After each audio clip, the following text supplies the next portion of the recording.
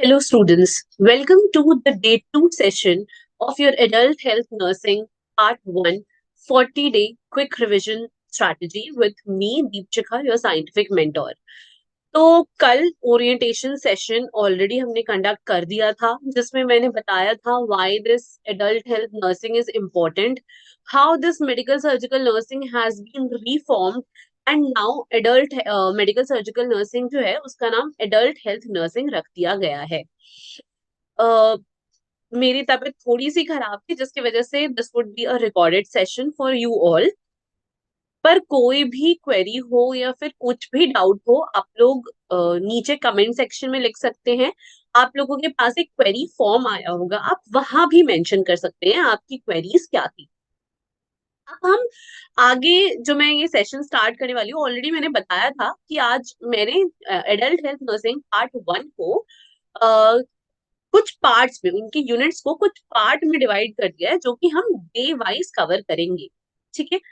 तो जो स्टार्टिंग के हमारे 2-3 यूनिट्स हैं उनमें से कुछ इंपॉर्टेंट सेग्रीगेट करके, उसके बाद के यूनिट्स में से कुछ इंपॉर्टेंट सेग्रीगेट करके, ऐसे सेग्रीगेटेड यूनिट्स मैंने आप लोगों के लिए निकाले हैं जिसका हम मतलब जो आने वाले दिनों में हम जो सेशंस हम कंडक्ट करेंगे। ठीक है। Without wasting any of the time, because आज का सेशन बहुत बहुत ज्यादा इंपॉर्टेंट है। और आपका चाहे सेमेस्टर वाइज एग्जाम हो, चाहे एनुअल एग्जाम हो, कोई भी एग्जाम हो, उसमें आज का जो सेशन है वो बहुत ज्यादा इंपॉर्टेंट होने वाला है, क्योंकि इस सेशन में से कोई ना कोई क्वेश्चन तो आपके एग्जाम में पक्का आएगा, इतना मैं गारंटी दे रही हूँ आप लोगों को। So without wasting any time, we'll just start with the session.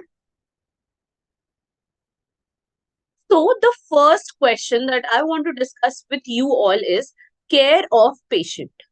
तो जैसा कि आप सब जानते हो कि इस मतलब this care of patient would come in a short answer question और may it come as a long answer question. Short answer में आएगा तो एक पार्ट आ सकता है, लॉन्ग आंसर में आएगा तो it can come as a long answer. मतलब मैंने क्या किया है, इस क्वेश्चन को दो फेजेस में डिवाइड किया है। व्हेन एवर वी से care of a patient in the intraoperative unit, या फिर हम लोग अगर आईसीयू सेक्टर की बात करें या फिर ओटी सेक्टर की बात करें, तो उसमें हम क्या करते हैं, इसको दो फेज में डिवाइड करते हैं। एक है प्री ऑपरेटिव फेज, दूसरा है आपका पोस्ट ऑपरेटिव फेज।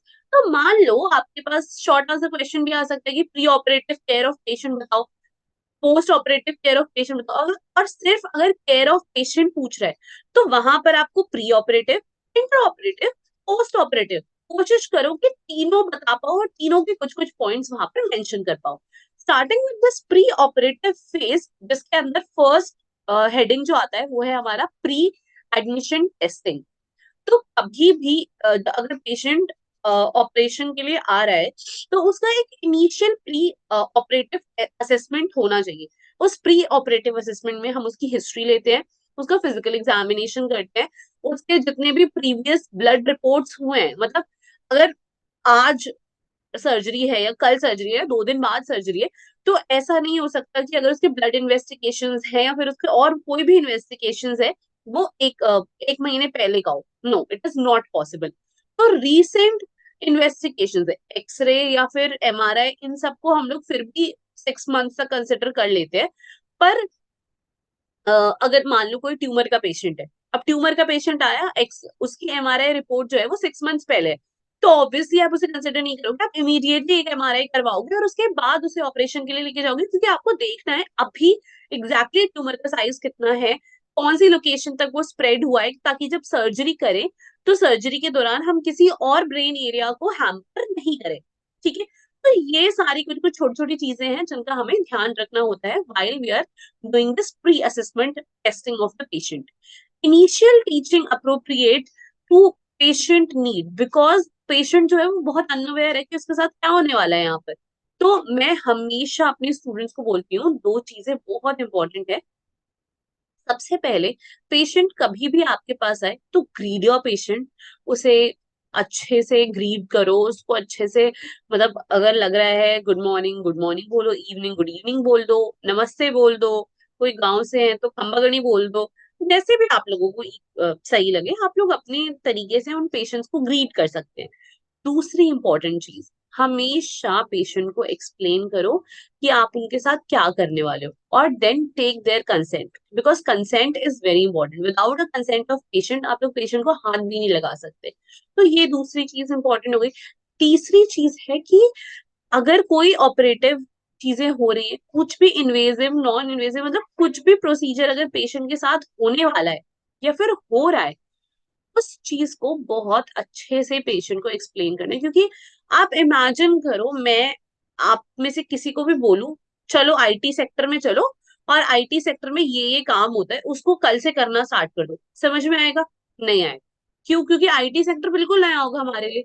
वैसे ही सिमिलरली अगर पेशेंट हॉस्पिटल में आता है, उसे नहीं पता कि कैन्युला क्या होता है, डीएनएस क्या होता है, आप कहाँ उसको काट के सर्जरी करने वाले हो, दे हैव नो क्लू।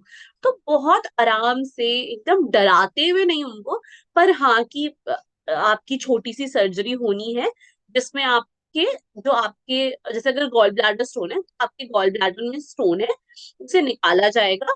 और लेजर, अगर मान लो लेजर सर्जरी हो रही है, तो वो एक छोटा सा होल करेंगे जिसके थ्रू पाइप डालेंगे और फिर आपके स्टोन को निकाल देंगे। सर आपको 2-3 स्टिचेस भी लगेगी, जिसके बाद आपको एंटीबायोटिक दिया जाएगा, आपको दवाई दी जाएगी, और हम उम्मीद करते हैं कि आप 7-8 दिन में या 10 दिन में रिकवर हो जाओगे, ठीक हो जाओगे। ठीक है, इस तरीके से नहीं डराते हुए छोटी सी एक्सप्लेनेशन देना है उनको कि आप उनके साथ क्या करने वाले हैं। ठीक है, एक छोटा सा एक्सप्लेनेशन देना जरूरी है पेशेंट्स को कि आप उनके साथ क्या प्रोसीजर करने वाले हैं, कैसे करने वाले हैं।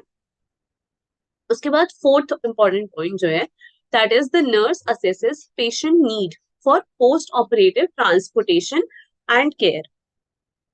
क्योंकि ऑब्वियसली जब पेशेंट की सर्जरी हो जाएगी, तो पोस्ट ऑपरेटिवली पेशेंट को, मतलब यूजुअली हम लोग क्या करते हैं, सर्जरी के बाद वहीं पर ही एक पोस्ट ऑप केयर होता है, जहां पर हम पेशेंट को ऑब्जर्वेशन के लिए रखते हैं। तो मान लीजिए आपने वहां पर पेशेंट को ऑब्जर्वेशन के लिए रखा है, और ऑब्जर्वेशन के बाद पेशेंट को कहाँ शिफ्ट करना है, अगर उसकी कंडीशन क्रिटिकल है तो क्या उसे आईसीयू में शिफ्ट करना है, अगर पेशेंट कंडीशन नॉर्मल है तो उसे हमें कहाँ शिफ्ट करना है, कट।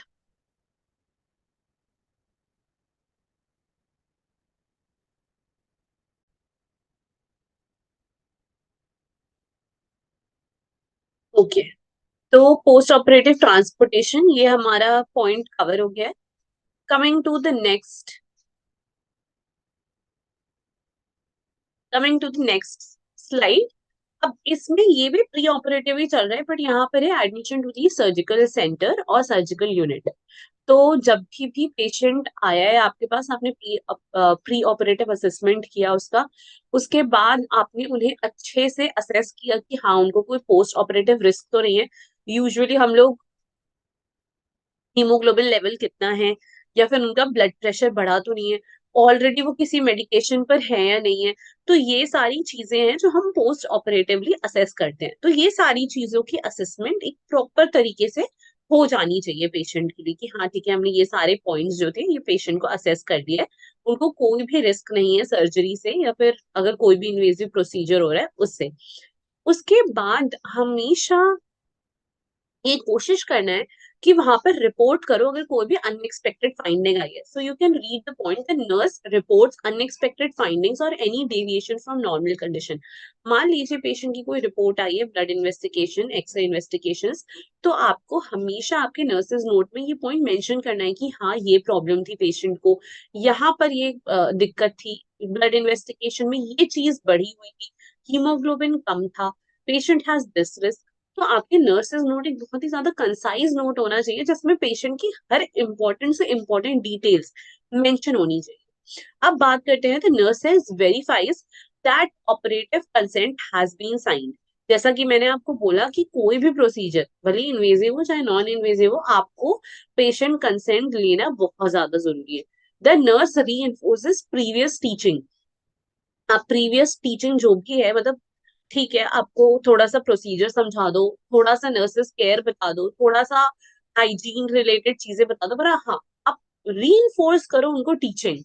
उसके बाद nurse also explains the phase in the peri operative period and the expectations. अब पेरी ऑपरेटिव पीरियड क्या होगा, जिसमें pre operative intra operative and post operative, तीनों चीजें आती हैं।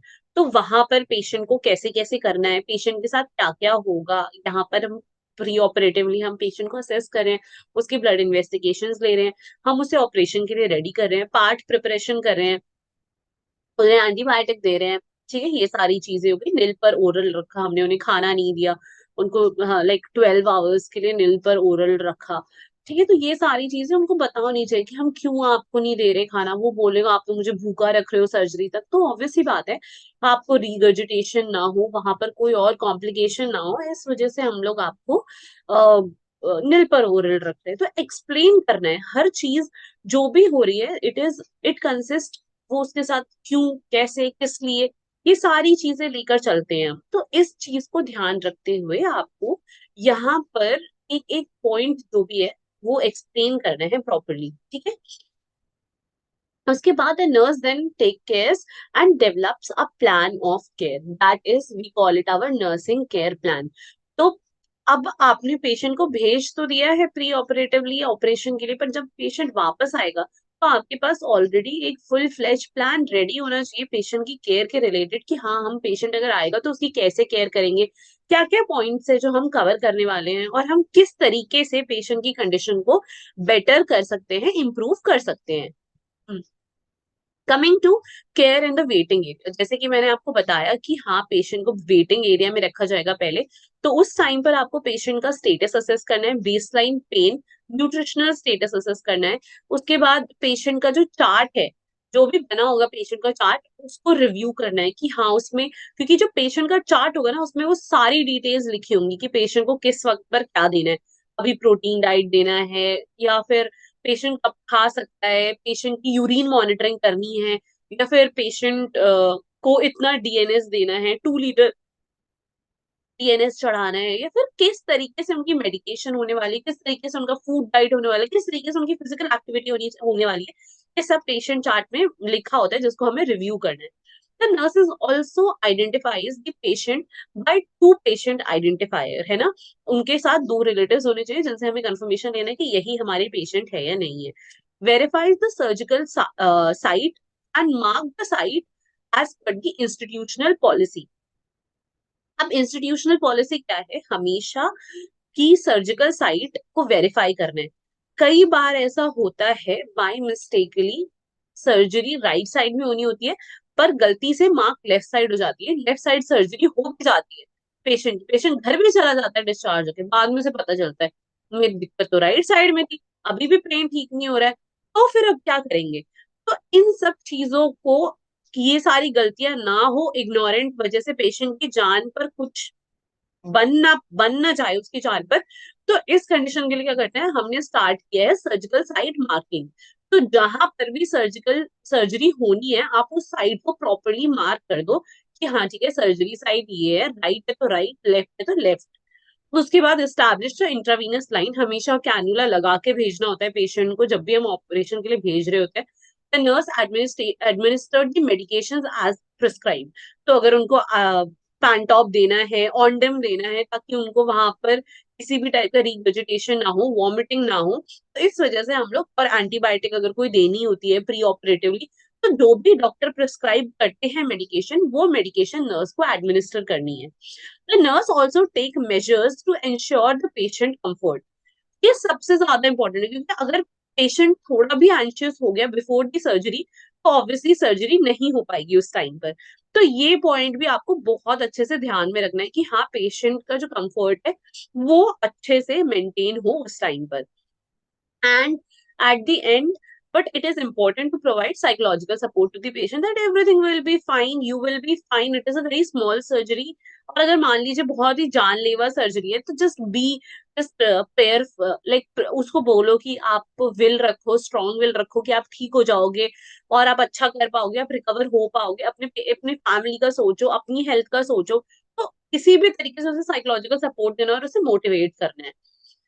इसके बाद बात आ जाती है care of patient in the post operative phase. जैसा कि मैंने आपको बोला, pre operative and post operative दो फेजेस में हम केयर ऑफ पेशेंट को यहाँ पर पढ़ने वाले हैं। तो प्री ऑपरेटिवली मैंने आपको बता दिया हमने क्या क्या पॉइंट्स कवर किए। Now coming back to the post operative phase.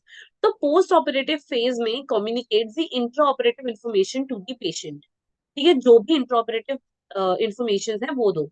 आप सबसे पहले तो पेशेंट को आइडेंटिफाई करो उसके नेम से। उसके बाद टाइप ऑफ सर्जरी परफॉर्म जो भी है उसको चेक करो अच्छे से। ठीक है, इसके बाद nurses informs and identify the type of anaesthetic anaesthesia use, कौन सी एनेस्थीसिया यूज हुई है वो सब पता होना चाहिए। Report patient's response to surgical procedure and anaesthesia, patient को कितने टाइम के बाद होश आ रहा है, पेशेंट कब उठ रहा है। ठीक है, तो ये सारी चीजें। और जब भी पेशेंट उठता है तो हमेशा उसको तुरंत कुछ खाने के लिए उसको पहले थोड़ा सा सिप ऑफ वाटर देते हैं, ताकि उसका जो लाइक हमारा जो गट है, जो हमारा ईसोफेगस है, वो अगर कॉन्स्ट्रिक्ट हो गया है तो वो धीरे धीरे धीरे धीरे रिलैक्स हो। The nurses also describes intraoperative factors such as insertion of brain catheter, अगर कुछ ब्लड एडमिनिस्टर हुआ है, कोई एनाल्जेसिक देनी है, या फिर कोई अदर मेडिकेशंस है ड्यूरिंग द सर्जरी, और any occurrence of the unexpected event that has occurred during the surgery. Describe physical limitations, mobility, immobility, ठीक है, किस तरीके से पेशेंट की केयर करनी है, वो सारी चीजें। And reports patient's pre operative level of consciousness, कि pre operative level of consciousness क्या था, post operative level of consciousness क्या है पेशेंट का। Post op assessment recovery area, the nurse determine patient's immediate response to the surgical intervention. Monitor the patient's physiological status, physiological status मतलब अभी उसका current status क्या है उसका, मतलब फिर then nurses also assess the patient pain level, administered pharmacological और non pharmacological pain intervention, क्योंकि ऑब्वियसली पोस्ट सर्जरी पेशेंट को बहुत ज्यादा पेन होगा। तो अब पेशेंट के पेन स्केल के स्कोरिंग के अकॉर्डिंग, कि कितना स्कोर है, क्या स्कोर है, उसके अकॉर्डिंग आप पेशेंट को फार्माकोलॉजिकल या फिर non pharmacological pain relief treatment जो भी कन्वीनियंट हो वो दे सकते हैं। I would suggest according to the doctor's prescription. Then maintenance of patient safety and prevents from the injury, because अभी अगर सर्जरी हो तो उस दौरान पेशेंट की safety, that is why we have like हमारा ऑपरेशन थिएटर में एक चेकलिस्ट होता है proper, that is patient safety checklist. उसके तहत हम पेशेंट को, पेशेंट का in time, out time, operation start time, surgical safety checklist, कौन से डॉक्टर्स सर्जरी परफॉर्म करें, उन सबका नाम, उन सब मतलब उन सबकी रिस्पॉन्सिबिलिटी, ये सारी चीजें उन चेकलिस्ट में मेंशन होती है। Administered medication, fluid and blood component therapy if prescribe, तो if any type of medications or blood, if anything, any fluid is prescribed, तो उसको भी एडमिनिस्टर करना है। Assess patient's readiness for transfer to in hospital और discharge home based और institutional policy. अब patient को ऑपरेशन के बाद पोस्ट ऑप असेसमेंट अगर हम लोग कर रहे हैं रिकवरी एरिया में, तो इसके बाद हमें पेशेंट को कहाँ भेजना है। अगर स्टेबल है तो वार्ड में, वार्ड से उसके बाद वो घर भी जा सकते हैं अगर वो चाहें तो, या फिर अगर वो क्रिटिकल कंडीशन में है तो हमें इंटेंसिव केयर यूनिट में भेजना होगा, so as per the patient requirement. Then transfer to the surgical unit or ward. Nurses perform continuous monitoring of the patient physical and psychological responses to the surgical intervention, provides teaching to the patient during immediate recovery period. ठीक है, assist patients in recovery and prepare the discharge. अब अगर patient ward में जाके stable है तो उसके बाद आप पेशेंट का डिस्चार्ज प्लान कर सकते हो as per patient condition and as per physician's order. Determine the patient's psychological status. Assist with patient's discharge planning to the patient. ठीक है, sorry, assess with discharge planning of the patient and inform the patient about the follow up care. ठीक है, अभी के लिए patient stable है, उसे घर भेज दिया है, पर ऑब्वियसली पेशेंट को फॉलो अप करने के लिए वापस आना ही पड़ेगा, आना ही चाहिए। तो इस तरीके से हमारा जो फर्स्ट क्वेश्चन था केयर ऑफ पेशेंट वो खत्म होता है, जिसमें हमने pre operative and post operative care की बात की है। मैंने कोशिश किया है कि मैं प्री ऑपरेटिव और पोस्ट ऑपरेटिव केयर को भी डिफरेंट डिफरेंट मल्टीपल सेगमेंट्स में ब्रेक करके आप लोगों को बता सकूं, ताकि आप लोगों को पता हो कि हाँ ठीक है, अगर हम ये लोग ये इस तरीके से कर रहे हैं असेस, तो फिर क्या मतलब क्या और कंडीशंस हो सकती है।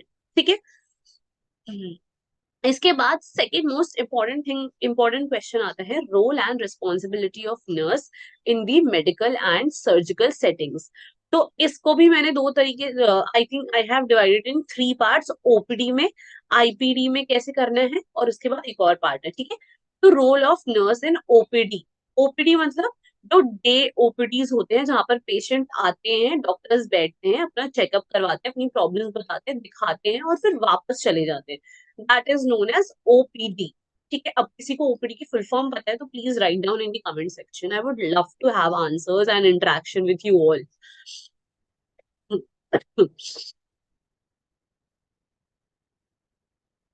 सो we'll start with the role of nurse in OPD. तो रोल आप, ठीक है, मैंने ये क्वेश्चन लिख तो दिया, पर आप खुद सोचो कि अगर ओपीडी में पेशेंट आया है तो सबसे पहली पहली रिस्पॉन्सिबिलिटीज पेशेंट को लेकर के नर्सिंग ऑफिसर की क्या होती है। ठीक है। मैं अभी इनमें से कोई आंसर नहीं पढ़ने वाली हूँ अभी, इन सारे आंसर्स को, ठीक है, आप रख लो, स्क्रीनशॉट लेना है स्क्रीनशॉट ले लो, बट 2 मिनट होल्ड करके मेरी बात ध्यान से सुनो, ताकि आपको इन सारे आंसर्स को रटने की जरूरत नहीं पड़े, आपके खुद के एक्सपीरियंस के साथ आप इन आंसर्स को सॉल्व कर सकते हो। ठीक है। तो वील स्टार्ट कि मान लो पेशेंट, हम ओपीडी में हैं और पेशेंट ओपीडी में आया है, तो बीइंग अ नर्स आपकी क्या रिस्पॉन्सिबिलिटी होती है at that time. So being a nurse मेरी सबसे पहली रिस्पॉन्सिबिलिटी होगी कि अगर कोई भी पेशेंट आया है तो उसकी एक जनरल इंफॉर्मेशन मेरे पास हो, तो उसका नेम, एज, सेक्स, जेंडर, कहाँ से आया है, कौन से डॉक्टर को दिखाना है, उसकी स्लिप लेकर उसका यूएचआईडी नंबर। ठीक है। तो ये सारी चीजें मैं नोट डाउन कर लूंगी एक रजिस्टर में। उसके बाद जो भी एलोकेटेड रूम होगा, मान लो उस दिन पे किसी एक यूनिट का ओपीडी है, मतलब सर्जरी सर्जरी डिपार्टमेंट में ऐसे तो मल्टीपल यूनिट्स होते हैं, तो आज इन डॉक्टर की यूनिट है, कल उन डॉक्टर की यूनिट है, उसके अकॉर्डिंग क्रॉस चेक करके कि हाँ ठीक है, अगर पेशेंट को इस डॉक्टर को दिखाना है तो मैं उसी डॉक्टर के रूम में पेशेंट को भेजू। एक ब्रीफ हिस्ट्री आपने ले ली, उसका वाइटल साइंस चेक कर लिया, बीपी वगैरह चेक कर लिया, हाइट वेट चेक कर लिया, ये सब चीजें आपने चेक कर ली। उसके बाद ओपीडीज में कई बार ऐसा होता है कि एग्जामिनेशन की जरूरत पड़ती है। ठीक है। तो if there is a mail doctor और कोई फीमेल पेशेंट आई है, तो उस टाइम पर नर्सेज रिस्पॉन्सिबिलिटी क्या होती है कि आपको जो डॉक्टर है, मेल डॉक्टर है, उनको असिस्ट करना है, और during the physical examination of the female patient आपको वहां पर अकम्पनी करना है। ये ओपीडी में एक आपकी मेजर ड्यूटी होगी, जो सबसे मेजर ड्यूटी मुझे लगती है।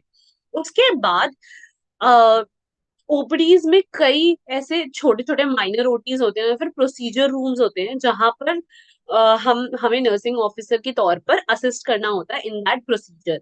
सो either that procedure could be carried out by us or carried out by the doctors, पर वहां पर आपकी प्रेजेंस बहुत ज्यादा जरूरी है। ठीक है।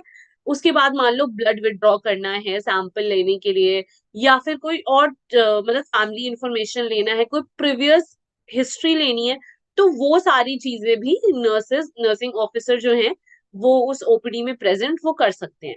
ठीक है। तो ये मेरी तरफ से एक जिस्ट हो गया। अब एक बार इन पॉइंट्स को भी रीड आउट करते थे, सो दैट अगर मैंने कुछ मिस किया हो तो आप इस पॉइंट में कवर हो जाएगा। Nurse provide direct care to the patient in the form of medicine and treatment as directed by the physician. Nurse participate in setting up the care plan of patient and administer एक vital signs and change the dressing. ठीक है। तो इसमें तीन चीजें हो गई, एक तो केयर प्लान बनाना है, उसके बाद वाइटल साइंस करना है, और उसके बाद ड्रेसिंग भी चेंज करनी है पेशेंट की। ठीक है। उसके बाद medical history, monitoring vital signs, performing blood withdraw, इन सब टाइप की कुछ भी अगर आपको काम बोला जाए तो वो भी आपको करना होगा। Provide health care advises through health education, family education, which is very important and very mandatory point. Nurse work with all the age group and with different healthcare and social care needs. Nurse also organizes health camp and provide routine and emergency care to the campers. अब बात आ जाती है IPD की। IPD मतलब जहां पर patient का इलाज होता है और पेशेंट वहां पर रहते हैं कुछ दिनों, कुछ महीनों, कुछ हफ्ते, जितने भी टाइम के लिए, पर यहाँ पर पेशेंट स्टे कर रहे हैं, तो ये हो गया आईपीडी। अब आप में से किसी को आईपीडी की फुल फॉर्म पता है तो आप लोग कमेंट सेक्शन में लिख सकते हैं। अब आईपीडी मतलब आईपीडी उसके लिए तो आप इतनी सारी चीजें लिख सकते हैं, मैं बताते बताते थक जाऊंगी, मेरी लिस्ट खत्म नहीं होगी, ठीक है। तो इसीलिए मैंने थोड़ा सा जिस्ट और ओवरऑल हेडिंग यहाँ पर मेंशन करने की कोशिश की है। तो अगर आप मुझसे पूछो कि हाँ मैम आप बताओ आईपीडी में क्या क्या कर सकते हैं, तो सबसे पहले पेशेंट अगर आया है, उसकी नीड्स, उसका फिजिकल एग्जामिनेशन, उसका हिस्ट्री, ये सब कुछ लेना है आईपीडी में, वेट, हाइट और बीएमआई कैलकुलेट करना है। उसके बाद अगर पेशेंट की जो भी रिक्वायर, मान मान लो प्री ऑपरेटिव है, तो उसकी pre operative checklist, pre operative part preparation, pre operative intervention, या फिर प्री ऑपरेटिव इन्वेस्टिगेशंस, ये सारी चीजें। मान लो पोस्ट ऑपरेटिव है, तो सर्जिकल साइट की ड्रेसिंग चेंज करना, पोस्ट ऑपरेटिव केयर, ये सारी चीजें हो गई। तो जितनी भी overall care from head to toe of the patient, जो भी आईपीडी में पेशेंट के स्टे के दौरान वहां पर हो रहा है, it is whole and sole responsibility of the nursing officer. तो सबसे पहले क्लिनिकल रिस्पॉन्सिबिलिटी, जो कि ऑब्वियसली मैंने आपको बताया कि अगर इन पेशेंट कोई भी है, तो उस दौरान पेशेंट का एडमिशन से डिस्चार्ज तक का जो भी काम है, वो सारी चीजों का ध्यान नर्सिंग ऑफिसर को रखना है। मैनेजेरियल रिस्पॉन्सिबिलिटी इन दी वार्ड, ऑब्वियसली आप सोचो वार्ड में फाइल मेंटेन करना है, स्टॉक मेंटेन करना है, कौन सी चीजें कब आएंगी, इन्वेंट्री मेंटेन करना है, वो सब नर्सिंग ऑफिसर का काम है। Personal responsibility, because this inpatient care nurses consult engage in the staff placement and inpatient department, coordinating inpatient care services and providing expert advice also falls into their responsibility. Expert advice देना, किसी patient की मतलब किसी staff की वहां पर shortage ना हो, सारी चीजें वेल इक्विप्ड हो, सारे इक्विपमेंट्स ढंग से चल रहे हो, और उसकी खुद की मेंटल हेल्थ और मेंटल पीस भी बहुत ज्यादा जरूरी है। इसके बाद लास्ट पॉइंट है research and development responsibility, because working as a research in the palliative care environment, वो आपसे डिमांड करता है कि आपको अगर कोई प्रॉब्लम हुई है, तो उस प्रॉब्लम को मेंशन डाउन कीजिए, ताकि उस प्रॉब्लम के ऊपर काम हो सके। और किसी टाइप का, मतलब अगर आप कुछ अलग इनोवेशन कर रहे हो, कुछ नोवेल काम कर रहे हो, तो आप कोशिश करो कि रिसर्च भी हो जाए, पेशेंट कंडीशन भी इम्प्रूव हो जाए, और डेवलपमेंट भी हो जाए। तो ये तीनों चीजें, तीनों पॉइंटर्स कंसिडर करते हुए हमें अपने आगे के काम करने हैं। इसके बाद थर्ड पार्ट जो मैंने इस क्वेश्चन को डिवाइड किया था, that is role and responsibility of nurse in the medical surgical unit setting. और यहाँ पर हम लोग बात कर रहे हैं आईसीयू की। तो आईसीयू, जैसे कि आपको पता होना चाहिए आईसीयू की फुल फॉर्म, अगर आप में से किसी को नहीं पता है तो राइट डाउन इन दी कमेंट सेक्शन कि आईसीयू की फुल फॉर्म क्या होती है, ठीक है। पर आईसीयू जो है, जो हमारा बहुत ही क्रिटिकल डिपार्टमेंट हम लोग बोल सकते हैं उसको, तो उसके लिए मैं क्या सजेस्ट करती हूँ, हमेशा मतलब जो भी पॉइंट्स आपको याद आ रहे हैं ड्यूरिंग योर पोस्टिंग, ऐसा नहीं है आप में से किसी की आईसीयू पोस्टिंग नहीं लगी होगी, सबकी आईसीयू पोस्टिंग लग चुकी होगी अभी तक। तो आईसीयू पोस्टिंग में जो जो भी देखा एग्जाम में, वो सारी चीजें देखो। And the best part of adult health nursing is half of the things you have seen. आपने आधी से ज्यादा चीजें देखी होगी, या तो हॉस्पिटल में देखी होगी, या तो अपने पेशेंट के साथ देखी होगी, या तो अपने रिलेटिव्स के साथ देखी होगी। तो ये सबसे अच्छी चीज होती है लिखने के लिए, whenever it comes to exam writing, ठीक है। अब अगर पेशेंट आईसीयू में आया है, तो वहां पर रोल ऑफ नर्स क्या होगा? Monitor exact detail reports and records of the critical ICU patient, क्योंकि यहाँ पर इस पॉइंट पर आप पेशेंट के साथ कोई गलती नहीं कर सकते। मतलब ऐसे बोलते हैं आईसीयू के लिए, पलक पल के झपकी और दुर्घटना घटी, ये एक स्टेटमेंट बोला जाता है आईसीयू के लिए। तो इसीलिए ICU nurses has to be very vigilant and very attentive 24/7। तो उस दौरान पेशेंट की कोई भी क्रिटिकल रिपोर्ट, रिकॉर्ड्स, उन सबका ध्यान, उन सबकी मैन उसका उन सबकी इन्वेंट्री आपको करनी है। Monitor and record the symptoms and changes in the patient condition and inform it to the physician. मान लो कि कुछ इवेल्युएट डायग्नोस्टिक कंडीशंस हैं, या फिर पेशेंट कंडीशन असेस करनी है, वो भी आपको देखना है ध्यान से। क्या मेडिकेशन चल रही है, कौन सी मेडिकेशन अभी देनी है, regularly hourly BP monitoring, hourly vital science monitoring. और पूरी आपके पास एक क्रिटिकल केयर टीम होगी जो वर्क कर रही होगी, तो टीम के साथ पूरा कोऑर्डिनेटेड रहना है। ऐसा नहीं है कि सिर्फ अकेले आप देख रहे हो, आपके साथ बहुत सारे लोग जो हर शिफ्ट में नर्सेज आ रही हैं, वो सब देख रहे हो। तो you guys are working as a team. तो प्रॉपर नर्सेज नोट लिखो, ताकि जो नेक्स्ट शिफ्ट में आए उसको पता हो कि इस पेशेंट के साथ ये करना है, इस पेशेंट के साथ ये प्रॉब्लम थी, और अब इस पेशेंट की मुझे ये चीजें मॉनिटर करनी है, और ये दवाइयां मुझे देनी है। तो अपने नर्सेज नोट में नेक्स्ट आने वाले स्टाफ के लिए एक प्रॉपर एक्सप्लेनेशन छोड़ के जाओ, ताकि कोई भी गलती ना हो, क्योंकि आईसीयू में गलती की गुंजाइश नहीं होती है, ये आपको पता होना चाहिए। ठीक है। और उसके बाद अगर कोई भी इंटरवेंशन चल रहा है, कोई भी एग्जामिनेशन चल रहा है, कोई भी प्रोसीजर चल रहा है, सच एज ब्रोंकोस्कोपी, एंडोस्कोपी, उन सब में नर्सिंग ऑफिसर को हमें असिस्ट करना है। इसके बाद critical care nurses may also take care of the pre and post operative patients who with whom they like, जो भी प्री ऑपरेटिव और पोस्ट ऑपरेटिव पेशेंट है जिनको आईसीयू की रिक्वायरमेंट है, उनका भी ध्यान रखना है। ठीक है। तो with this we are ending up our second question, second most important question. So, moving ahead with the third important question, that is assisting in the major and minor operations. तो जैसा कि मैंने आपको बताया कि दो टाइप के operations होते हैं, major operations and minor operations. ठीक है। तो अगर हम लोग बात करें मेजर ऑपरेशंस की, तो मेजर ऑपरेशंस यूजुअली जो हमारे कॉम्प्लेक्स ओटीज है वहीं पर ही परफॉर्म किया जाता है। माइनर ऑपरेशंस की अगर हम लोग बात करें, तो माइनर ऑपरेशंस इधर हमारे कॉम्प्लेक्स ओटी जो मॉड्यूलर ओटीज है वहां पर परफॉर्म किया जा सकता है, या तो कई बार जो हमारे ओपीडीज होते हैं वहां पर एक अलग से चेम्बर बना के वहां पर माइनर ओटी रूम भी बना दिया जाता है, जहाँ की अगर माइनर कुछ भी चीजें हैं तो वहीं पर ही हो जाए, ताकि जो मेन ओटी है वहां पर ज्यादा क्राउड या फिर ज्यादा long Q, long awaited period ना मिले पेशेंट्स को, और स्मूथली रन करे चीजें। ठीक है। तो whenever a nurse is assisting in the minor and major operation, there is always a standard precaution, standard protocol that a nursing officer must follow. अब इस दौरान सबसे पहली चीज जो हमें पता होनी चाहिए उसके वो है हमारी प्रोटेक्शन, या फिर हाइजीन कैसे मेंटेन करना है। उसके बाद हैंड वॉशिंग, सबसे सेकेंड मोस्ट इम्पोर्टेंट थिंग। उसके बाद यूज ऑफ पीपीई, आपका पर्सनल प्रोटेक्टिव इक्विपमेंट। जब भी कभी आप लोग सर्जरी कर रहे हो, या फिर अगर आप कुछ भी टाइप का इन्वेजिव नॉन इन्वेजिव प्रोसीजर कर रहे हो इन दी ऑपरेशन थिएटर, हमेशा आपके गाउन कैसा होना चाहिए। दो टाइप की नर्सेज होती हैं, एक होता है आपकी सर्कुलेटरी नर्स और दूसरी होती है आपकी स्क्रब नर्स। दोनों की रिस्पॉन्सिबिलिटीज क्या है अलग अलग, वो आपको समझना बहुत जरूरी है। अगर पेशेंट का कोई भी इक्विपमेंट है, कोई भी लिनन है, या फिर कोई भी इंस्ट्रूमेंट है, उसको ऑटोक्लेव करना है, स्टेरिलाइज करना है, डिसइंफेक्ट करना है, उसको क्या करना है वो पता होना चाहिए। Fourth important thing that is needle stick injury, उससे कैसे बचना है। और अगर मान लो नीडल स्टिक इंजरी हो गई है, किसी किसी ना किसी कारण से नीडल स्टिक इंजरी हो चुकी है, तो उस टाइम पर कहाँ रिपोर्ट करना है और आगे की प्रोसेसिंग कैसे होने वाली है ये पता होना चाहिए।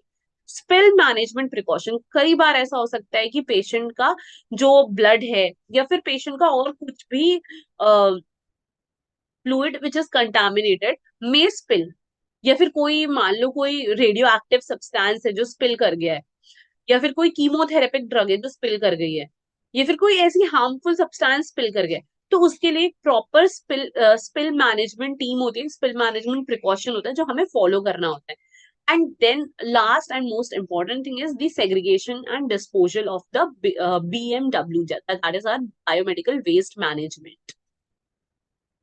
Then it is very important to like, ठीक है पेशेंट सेफ्टी इंपॉर्टेंट है, पर हेल्थ केयर सेफ्टी भी इंपॉर्टेंट है। अब वो कैसे की जाती है, पोस्ट एक्सपोजर प्रोफाइलैक्सिस से, या फिर उससे पहले भी हम लोग प्री इंटरवेंशनल ट्रीटमेंट भी ले सकते हैं। Communication with in the health workers which is like, ऐसा हो सकता है कि हमें मिसकम्युनिकेशन, अगर मैं अभी इस शिफ्ट में हूँ, नेक्स्ट शिफ्ट में कोई और आ रहा है, या फिर मैं ऑपरेशन थिएटर के बाहर हूँ और ऑपरेशन थिएटर में मैंने हैंड ओवर दिया है पेशेंट का, तो उस टाइम पर कोई भी मिसकम्युनिकेशन नहीं होनी चाहिए आपके टीम के बीच में, ताकि पेशेंट कंडीशन हैम्पर ना हो। ठीक है। अब transmission based precautions are also adopted in OT. मान लीजिए कोई एयरबॉर्न है, ड्रॉपलेट प्रिकॉशंस है, कॉन्टैक्ट प्रिकॉशंस है, ये सारे प्रिकॉशंस आपको during the surgical procedures in OT लेने हैं।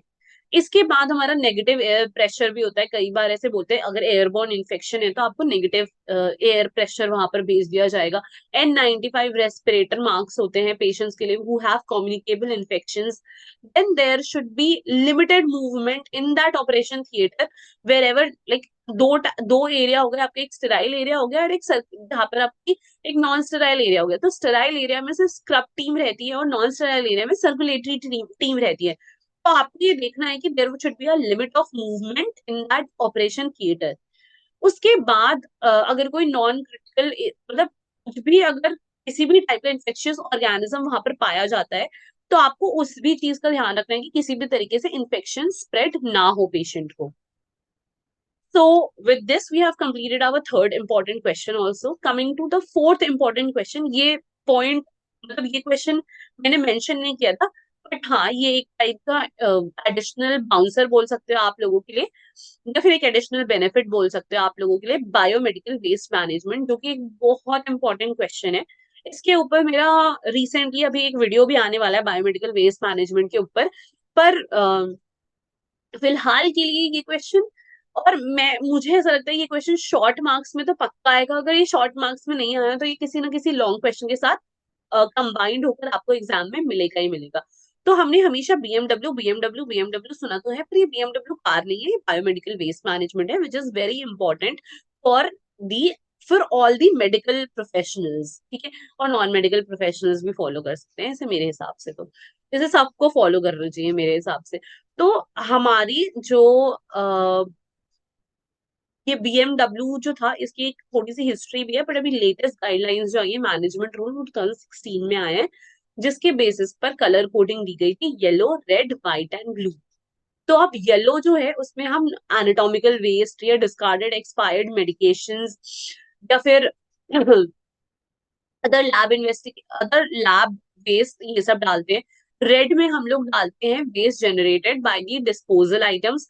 व्हाइट में हम लोग शार्प्स वगैरह डालते हैं, और ब्लू में हम लोग broken and discarded contaminated glass medicine while ampoules ये सब डालते हैं। तो अब ये आप एक कलर कोडिंग देख सकते हो, और इस कलर कोडिंग के थ्रू आप याद कर सकते हो। ये आप कहीं पे भी किसी भी वार्ड, किसी भी ओपीडी, किसी भी आईसीयू या फिर कहीं पर भी चले जाओ, आपको ये एक टेबल बना हुआ और दीवार पर हर जगह चिपका हुआ मिलेगा ही मिलेगा।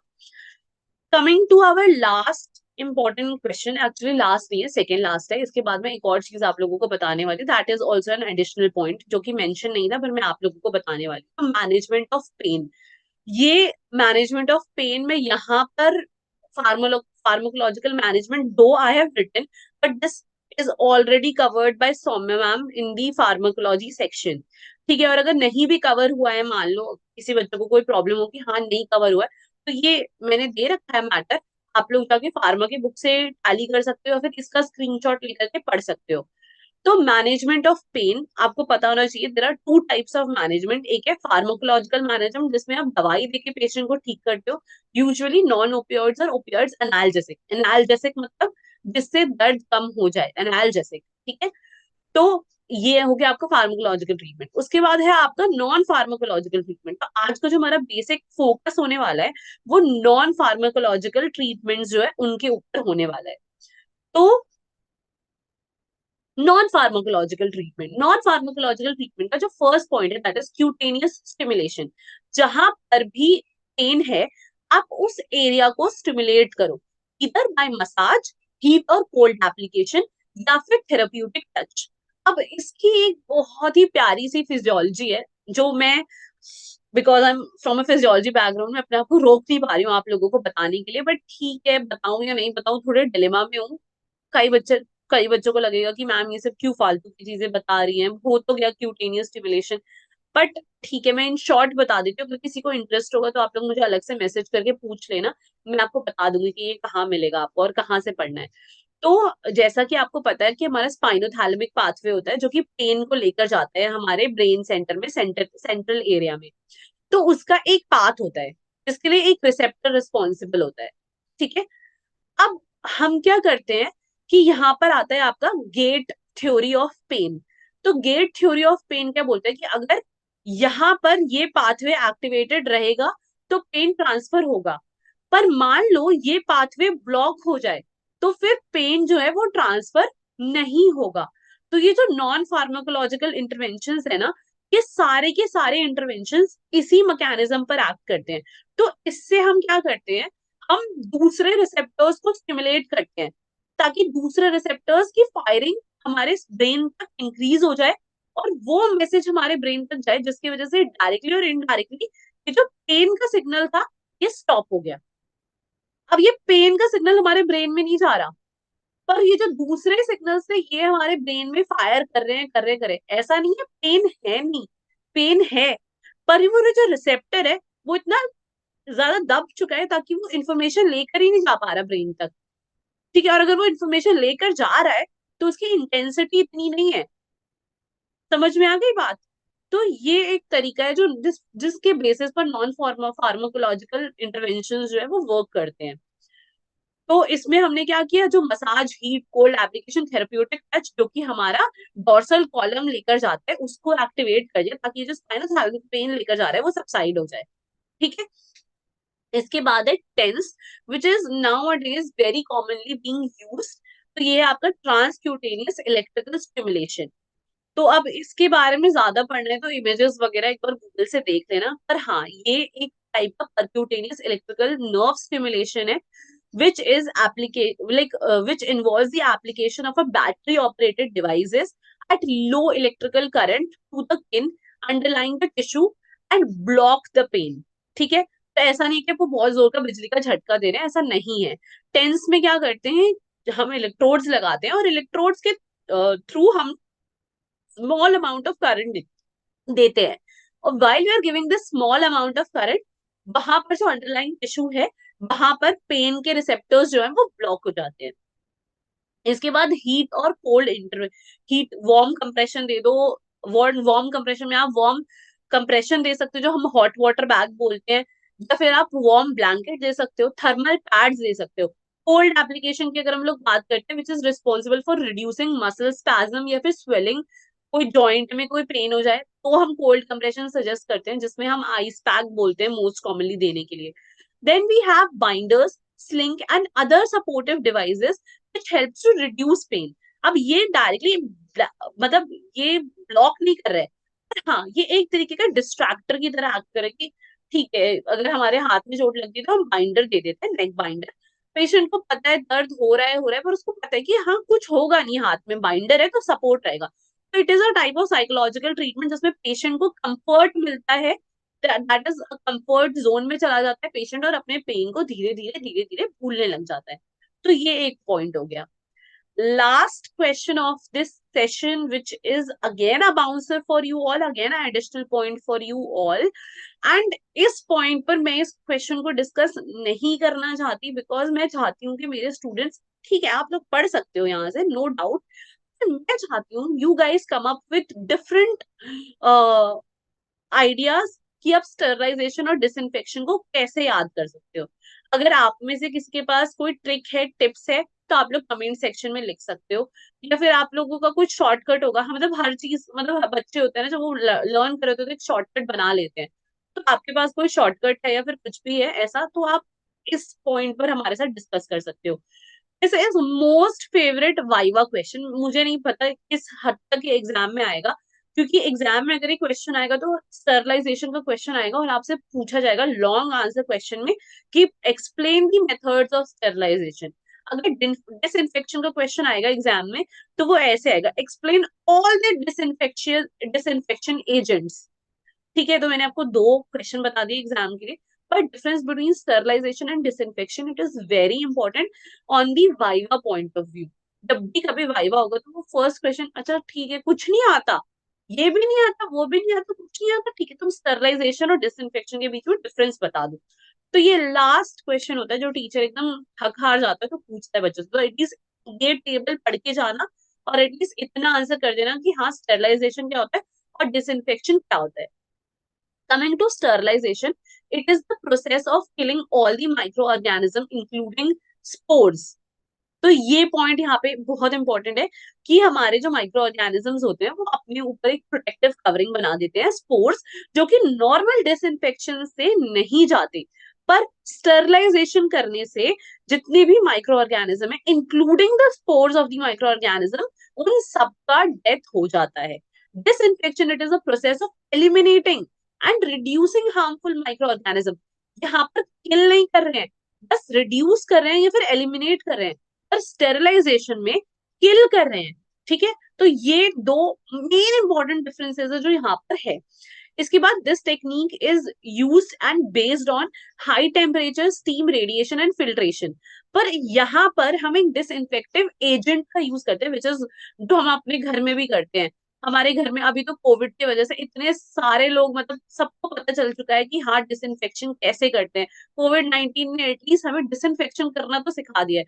तो फिनॉल, अल्कोहल, क्लोरीन, आयोडीन, या फिर आपके घर में जो आप लोग यूज कर रहे हो जिस भी टाइप का सोल्यूशन, वो डिसइंफेक्शन के लिए यूज होता है. It is a physical method which is based on sterilisation, but disinfection is more of a chemical method. The main areas of applications are primarily the medical instruments या फिर laboratory components, जैसे instruments वगैरह जो भी use हुए, स्कैल्पल्स हो गए, surgery हो गई, कोई भी इंस्ट्रूमेंट्स हो गए, मतलब आर्टरी फोर्सेप्स या फिर जो भी हमारे सर्जरी के टाइम में कोई ब्लेड, नीडल, ये सभी चीजें यूज हुई है, तो इन सबका स्टरलाइजेशन होता है. पर अगर हम लोग ह्यूमन स्किन की बात करें, सरफेस की बात करें, या फिर कई ऐसे इंस्ट्रूमेंट्स हैं जिनको हम बस डिसइंफेक्ट करके वापस से रीयूज कर सकते हैं. तो ये एक तरह, मतलब मोटा मोटी मैंने आपको स्टरलाइजेशन और डिसइंफेक्शन के बीच में डिफरेंस बता दिया है, पर मैंने क्वेश्चन भी बता दिया है कि अगर ये लॉन्ग आंसर में आया तो all the techniques of sterilisation and all the agents of disinfection including कि उनकी प्रॉपर्टी क्या है, वो किस, मतलब उनका कॉम्पोजिशन क्या है, प्रॉपर्टी क्या है, और उनके एडवर्स इफेक्ट्स क्या है, तो ये सब एग्जाम में पूछा जाता है. आई होप, मतलब आई होप क्या, मुझे पता ही है कि इस पूरा जो आज का सेशन है उसमें से कोई ना कोई क्वेश्चन आपके एग्जाम में पक्का आएगा, पक्का टकराएगा. ध्यान से मेरे सेशन को अगर सुन भी लिया होगा ना किसी ने, तो वो कुछ ना कुछ आंसर लिख के आ जाएगा एग्जाम में. मैं हर सेशन में, एटलीस्ट अपने एएचएम के तो हर सेशन में बोलूंगी ये, प्लीज क्लोज, लाइक आप, please just keep your eyes open and be vigilant whenever you are going to your clinical setting, because वहां पर जाकर के आप इतना कुछ सीख सकते हो जो आप अपने बुक से नहीं सीख सकते हो. तो just keep on learning and keep on motivating your self कि आप जो भी पढ़ रहे हो, जो भी कर रहे हो, वो एकदम सही करो, एकदम सही चल रहा है लाइफ आपका. तो I hope to see you on the day 3, and I hope this session would be useful for you all. जो भी डाउट हो अपने क्वेरी फॉर्म में लिख देना. और अगर अभी तक आपने प्री असेसमेंट टेस्ट नहीं दिया है तो प्लीज प्री असेसमेंट टेस्ट जाकर दे देना. We will soon be discussing the pre assessment analysis. Thank you.